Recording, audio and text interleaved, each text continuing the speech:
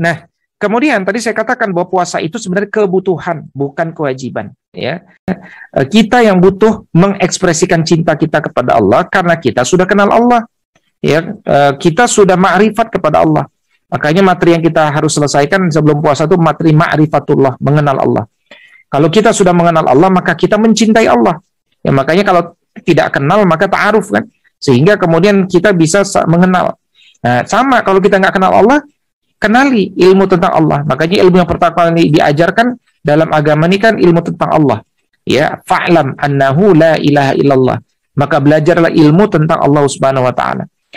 Nah, Allah di dalam Al-Qur'an menyeru kepada orang-orang yang sudah beriman saja. Kalau tidak menyeru kepada ya ayyuhan nas, tidak. Allah tidak menyeru kepada seluruh manusia, hanya kepada orang-orang yang sudah beriman saja. Ya. Dan orang-orang beriman itu apa? Cirinya dia cemburu ketika dipanggil wahai orang-orang beriman. Dia ingin dialah yang dipanggil. Nah, itu di dalam Al-Qur'an itu terulang sebanyak 89 kali itu kalimat wahai orang-orang beriman.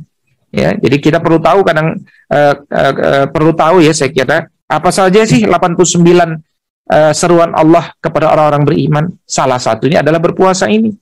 Ya ayyuhalladzina amanu kutiba alaikumusiyam, diwajibkan atas kalian berpuasa. Jadi yang dimaksud diwajibkan atas kalian berpuasa pada ayat ini adalah puasa yang 30 hari, ayyam ma'dudat. Ya, karena sebelum ayat ini turun, Nabi juga diwajibkan puasa, tapi puasa 1 hari, namanya puasa hari Asyura. Ditambah ada puasa yang lain, yaitu puasa sunnah 3 hari setiap bulan.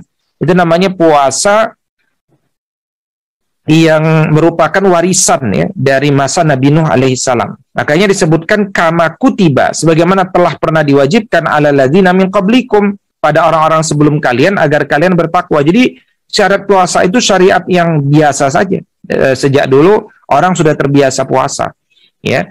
Nah, karena itu puasa itu adalah wujud orang itu cinta kepada Allah. Tentu kita ingin mengekspresikan cinta kita kepada Allah. Tapi kan nggak bisa sembarangan, karena Allah punya batasan dan aturannya. Nah, yang Allah inginkan adalah, kalau engkau betul-betul cinta kepada Allah, caranya adalah salah satunya dengan puasa.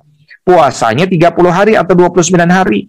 Dan selama 29-30 hari itu harus ada yang ditegakkan, diperhatikan, dan seterusnya. Nah, itulah yang disebut sebagai fikih. Ya. Makanya orang yang memahami fikih, dia menjadi sosok yang fakih. Fakih itu faham mendalam. Proses dari belajar menuju fakih yang sangat mendalam itu namanya prosesnya disebut tafakuh. Tafakuh itu proses menuntut ilmu.